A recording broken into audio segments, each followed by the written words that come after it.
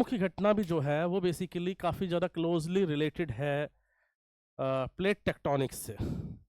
जहाँ जहाँ पे प्लेट्स का मूवमेंट हो रहा है, जहाँ जहाँ पे प्लेट दूर जा रही हैं या प्लेट डूब रही हैं, या तो सबडक्शन हो रहा है या डाइवर्जेंस हो रहा है प्लेट का, वहीं वहीं पर उन्हीं लोकेशन पर हम देखते हैं, वहीं पे हमें जो है ज्वालामुखी भी बहुत ज़्यादा देखने को मिलेंगे। ठीक है ना। तो बेसिकली ये प्लेट टेक्टोनिक्स से एक जुड़ा हुआ पार्ट है। ये जितने भी रेड डॉट आपको दिखाई दे रहे हैं, ये सारे के सारे जो हैं बेसिकली दिखा रहे हैं कि ये सब ज्वालामुखी वाले क्षेत्र हैं, ये एक्टिव ज्वालामुखी वाले क्षेत्र हैं सारे के सारे ये। ठीक है ना। ब्लैक डॉट वाले जो क्षेत्र है वो ये भी दिखा रहे हैं कि यहाँ पर जो है बेसिकली भूकंप बहुत ज़्यादा आता है। और जितने रेड डॉट है दिखा रहे हैं कि इन सब एरियाज में बहुत तीव्र गति वाले ज्वालामुखी जो है समय समय पर जो है वो प्रकट होते रहते हैं। तो आप देखोगे तो ये बहुत ज़्यादा जो ज्वालामुखी घटना है, और ये मुख्यतः जुड़ी हुई किससे है? ये प्लेट टेक्टोनिज्म से ही जुड़ी हुई है, प्लेट टेक्टोनिक से ही जुड़ी हुई है ये बात समझ आई कि नहीं? सब कुछ चीज़ है।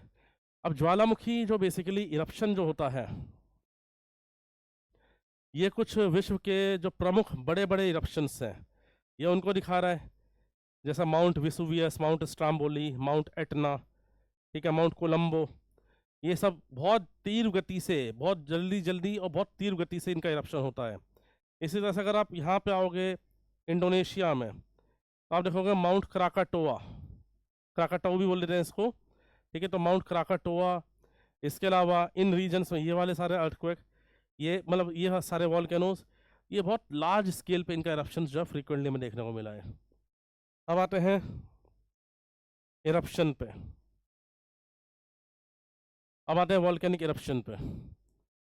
तो जब ये ज्वालामुखी का जब इरप्शन होगा, ठीक है ना, जब इस ज्वालामुखी का इरप्शन होगा तो आप देखोगे काफ़ी ज़्यादा क्वांटिटी में जो है स्मोक, डस्ट और ये जो पत्थर के टुकड़े गिरते हुए दिखाई दे रहे हैं तुम्हें, ये साइडों में दिख रहे हैं गिरते सब, ये सब दिखाते हैं क्या? ये पायरोक्लास्टिक पदार्थ है, ये पायरोक्लास्टिक मटेरियल है ये सारा का सारा, जो पत्थरों के फॉर्म में, चट्टानों के फॉर्म में आसपास के इलाकों में दूर दूर तक गिरते हैं ये।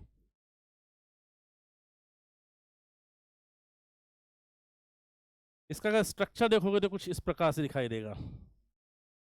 ठीक है, इसका स्ट्रक्चर कुछ इस प्रकार से दिखाई देगा कि जहाँ पर ये इधर जो है क्या है हमारा, ये मैग्मा चैम्बर है, ये क्या है? ये मैग्मा चैम्बर है।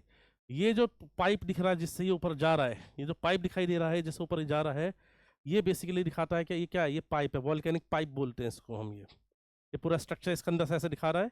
ठीक है ना। और कुछ बचा है इसमें? नहीं, और कुछ नहीं है इसमें। अब इसके बाद जो है